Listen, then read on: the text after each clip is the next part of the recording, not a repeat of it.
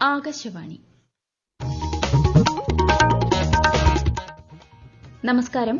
പ്രാദേശിക വാർത്തകൾ വായിക്കുന്നത് കൃഷ്ണ പ്രകൃതി.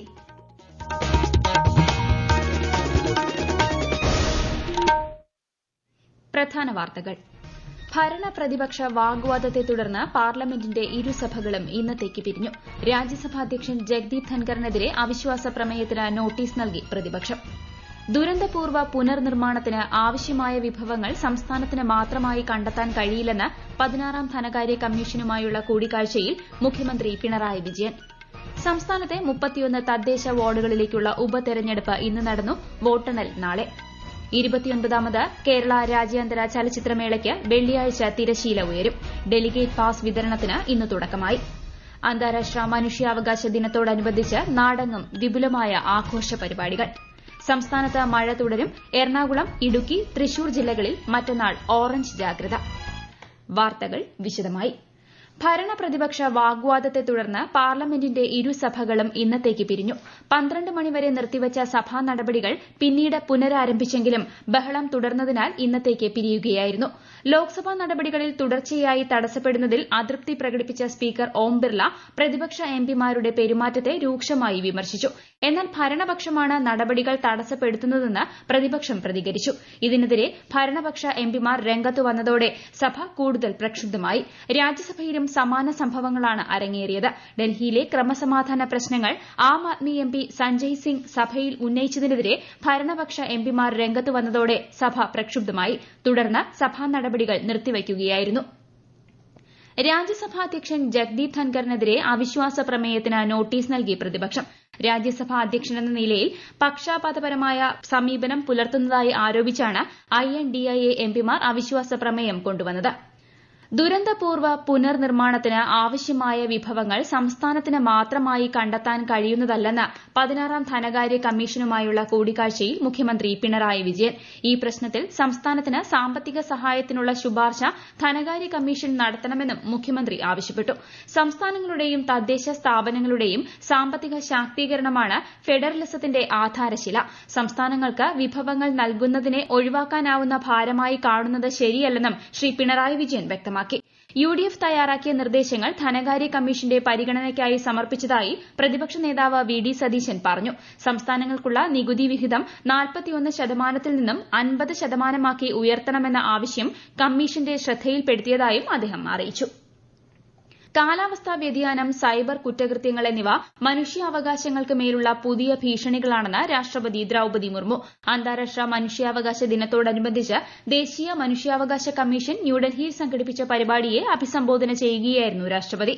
സംസ്ഥാന മനുഷ്യാവകാശ കമ്മീഷൻ തിരുവനന്തപുരത്ത് സംഘടിപ്പിച്ച ദിനാഘോഷ പരിപാടി മുൻ സുപ്രീംകോടതി ജഡ്ജി ജസ്റ്റിസ് KM ജോസഫ് ഉദ്ഘാടനം ചെയ്തു. അന്തസ്സോടെ ജീവിക്കാനുള്ള അവകാശമാണ് മനുഷ്യാവകാശങ്ങളുടെ മുഖ്യശിലയെന്ന് അദ്ദേഹം ചടങ്ങിൽ പറഞ്ഞു. സംസ്ഥാനത്തെ 31 തദ്ദേശ വാർഡുകളിൽ ഇന്ന് ഉപതെരഞ്ഞെടുപ്പ് നടന്നു. മലപ്പുറം ജില്ലാ പഞ്ചായത്തിലെ തൃക്കലങ്ങോട് വാർഡ് ഉൾപ്പെടെ 11 ജില്ലകളിലായി 4 ബ്ലോക്ക് പഞ്ചായത്ത് വാർഡുകൾ, 3 മുനിസിപ്പാലിറ്റി വാർഡുകൾ, 23 ഗ്രാമപഞ്ചായത്ത് വാർഡുകൾ എന്നിവിടങ്ങളിലായിരുന്നു ഉപതെരഞ്ഞെടുപ്പ്. വോട്ടെണ്ണൽ നാളെ നടക്കും. കരുതലും കൈത്താങ്ങും താലൂക്ക് തല പരാതി പരിഹാര അദാലത്ത് നെയ്യാറ്റിൻകര, മല്ലപ്പള്ളി, വടകര, ചങ്ങനാശ്ശേരി, തലശ്ശേരി എന്നിവിടങ്ങളിൽ ഇന്ന് നടന്നു.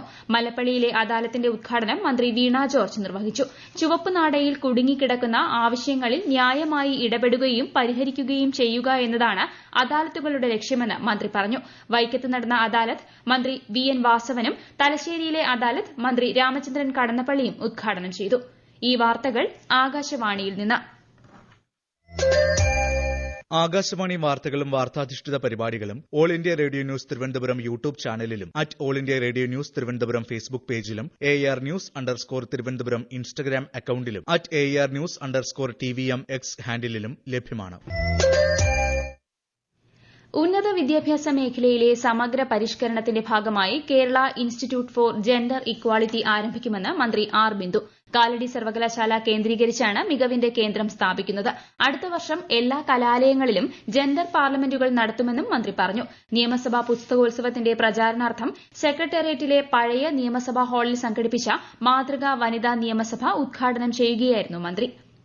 ഏഴാമത് സ്മാർട്ട് ഇന്ത്യ ഹാക്കത്തോൺ ഫൈനൽ റൌണ്ടിന് നാളെ തുടക്കം. കേന്ദ്ര വിദ്യാഭ്യാസ മന്ത്രി ധർമ്മേന്ദ്ര പ്രധാൻ പരിപാടി ഉദ്ഘാടനം ചെയ്യും.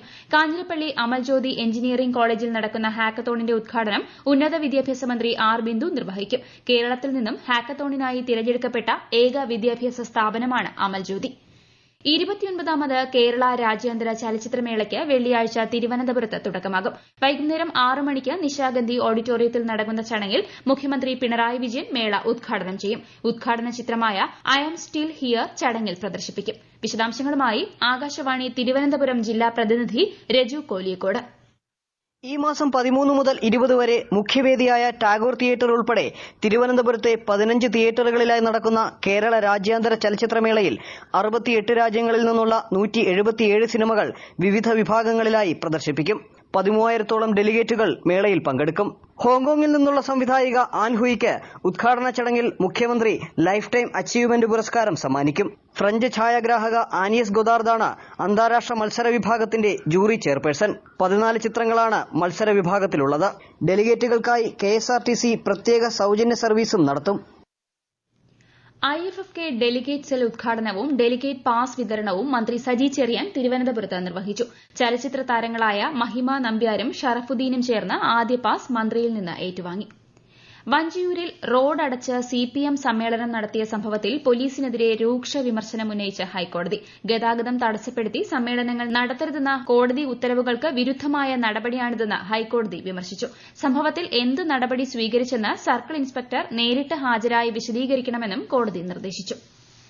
സംരംഭക വർഷം പദ്ധതിയുടെ തുടർ പ്രവർത്തനങ്ങളുടെ ഭാഗമായി കേരളം മുഴുവൻ സംരംഭക സഭകൾ സംഘടിപ്പിക്കുമെന്ന് മന്ത്രി പി രാജീവ്. പരിപാടിയുടെ സംസ്ഥാനതല ഉദ്ഘാടനം മുഖ്യമന്ത്രി പിണറായി വിജയൻ നാളെ തിരുവനന്തപുരം കാട്ടാക്കടയിൽ നിർവഹിക്കും. പ്രസിദ്ധമായ ഗുരുവായൂർ ഏകാദശി നാളെ.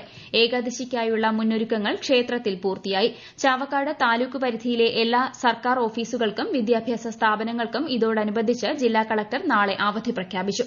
മുൻ നിശ്ചയിച്ച പ്രകാരമുള്ള പരീക്ഷകൾക്ക് അവധി ബാധകമല്ല. ക്രിസ്തുമസ് ആഘോഷങ്ങളുടെ ഭാഗമായി ആകാശവാണി തിരുവനന്തപുരം നിലയം ഈ മാസം 14-ന് ശാന്തിഗീതം കരോൾ സന്ധ്യ സംഘടിപ്പിക്കുന്നു. തിരുവനന്തപുരം YMCA ഹാളിൽ നടക്കുന്ന സംഗീത വിരുന്നിൽ പ്രമുഖ ഗായക സംഘങ്ങൾ പങ്കെടുക്കും. തീരദേശ അയൽക്കൂട്ടങ്ങളുടെ സമഗ്ര വികസനം ലക്ഷ്യമിട്ട് കാസർഗോഡ് ജില്ലാ കുടുംബശ്രീ മിഷൻ സംഘടിപ്പിക്കുന്ന കടലോളം 2024 തീരസംഗമത്തിന് വെള്ളിയാഴ്ച തുടക്കമാകും. കൂടുതൽ വിവരങ്ങളുമായി ആകാശവാണി കാസർഗോഡ് ജില്ലാ പ്രതിനിധി പി ജഗന്നിവാസൻ. കാസർഗോഡ് ജില്ലയിലെ കുടുംബശ്രീ മിഷന്റെ പ്രധാന ദൌത്യങ്ങളിലൊന്നാണ് ജില്ലയിലെ തീരദേശ അയൽക്കൂട്ടങ്ങളിലെ സമഗ്രമായ വികസനം. കടലിന്റെയും കായലിന്റെയും അപൂർവ സംഗമത്തിന് വേദിയായ വലിയപറമ്പ പഞ്ചായത്തിലാണ് തീരസംഗമത്തിന് വേദി ഒരുങ്ങുന്നത്. കടലോളം 2024 എന്ന പേരിൽ സംഘടിപ്പിക്കുന്ന പരിപാടി ഡിസംബർ 13 മുതൽ 15 വരെ തീയതികളിൽ നടക്കും. തീരദേശ മേഖലയിലെ അയൽക്കൂട്ടങ്ങൾ നേരിടുന്ന പ്രശ്നങ്ങൾ ചർച്ച ചെയ്യുന്നതിനും നിർദ്ദേശങ്ങൾ അവതരിപ്പിക്കുന്നതിനും വേദി ഒരുക്കുകയാണ് ലക്ഷ്യം. സംസ്ഥാനത്ത് അടുത്ത 5 ദിവസം ഇടിമിന്നലോട് കൂടിയ മഴയ്ക്ക് സാധ്യതയെന്ന് കേന്ദ്ര കാലാവസ്ഥാ വകുപ്പ്. എറണാകുളം, ഇടുക്കി, തൃശൂർ ജില്ലകളിൽ മറ്റന്നാൾ ഓറഞ്ച് ജാഗ്രത പ്രഖ്യാപിച്ചു. കേരള തീരത്ത് ഈ മാസം 12, 13 തീയതികളിൽ മത്സ്യബന്ധനത്തിന് വിലക്കേർപ്പെടുത്തി. രാജ്യത്തെ ഓഹരി വിപണികൾ കാര്യമായ മാറ്റമില്ലാതെ ഇന്ന് വ്യാപാരം പൂർത്തിയാക്കി. ബോംബെ ഓഹരി സൂചിക സെൻസെക്സ് 2 പോയിന്റ് നേട്ടത്തിൽ 81,510-ലും ദേശീയ ഓഹരി സൂചിക നിഫ്റ്റി 9 പോയിന്റ് നേട്ടത്തിൽ 24,610-ലുമാണ് വ്യാപാരം അവസാനിപ്പിച്ചത്. സ്വർണ്ണവില വർദ്ധിച്ചു. പവന് 600 രൂപ വർദ്ധിച്ച് 57,640 രൂപയും ഗ്രാമിന് 75 രൂപ വർദ്ധിച്ച് 7,205 രൂപയുമാണ് വില. പ്രധാന വാർത്തകൾ വീണ്ടും. ഭരണപ്രതിപക്ഷ വാഗ്വാദത്തെ തുടർന്ന് പാർലമെന്റിന്റെ ഇരുസഭകളും ഇന്നത്തേക്ക് പിരിഞ്ഞു. രാജ്യസഭാ അധ്യക്ഷൻ ജഗ്ദീപ് ധൻഖറിനെതിരെ അവിശ്വാസ പ്രമേയത്തിന് നോട്ടീസ് നൽകി പ്രതിപക്ഷം. ദുരന്തപൂർവ്വ പുനർനിർമ്മാണത്തിന് ആവശ്യമായ വിഭവങ്ങൾ സംസ്ഥാനത്തിന് മാത്രമായി കണ്ടെത്താൻ കഴിയില്ലെന്ന് 16-ാം ധനകാര്യ കമ്മീഷനുമായുള്ള കൂടിക്കാഴ്ചയിൽ മുഖ്യമന്ത്രി പിണറായി വിജയൻ. സംസ്ഥാനത്തെ 31 തദ്ദേശ വാർഡുകളിലേക്കുള്ള ഉപതെരഞ്ഞെടുപ്പ് ഇന്ന് നടന്നു. വോട്ടെണ്ണൽ നാളെ. 29ാമത് കേരള രാജ്യാന്തര ചലച്ചിത്രമേളയ്ക്ക് വെള്ളിയാഴ്ച തിരശ്ശീല ഉയരും. ഡെലിഗേറ്റ് പാസ് വിതരണത്തിന് ഇന്ന് തുടക്കമായി. അന്താരാഷ്ട്ര മനുഷ്യാവകാശ ദിനത്തോടനുബന്ധിച്ച് നാടെങ്ങും വിപുലമായ ആഘോഷ പരിപാടികൾ. സംസ്ഥാനത്ത് മഴ തുടരും. എറണാകുളം, ഇടുക്കി, തൃശൂർ ജില്ലകളിൽ മറ്റന്നാൾ ഓറഞ്ച് ജാഗ്രത. പ്രാദേശിക വാർത്തകൾ കഴിഞ്ഞു. അടുത്ത വാർത്താ പ്രക്ഷേപണം രാത്രി 7:25-ന്.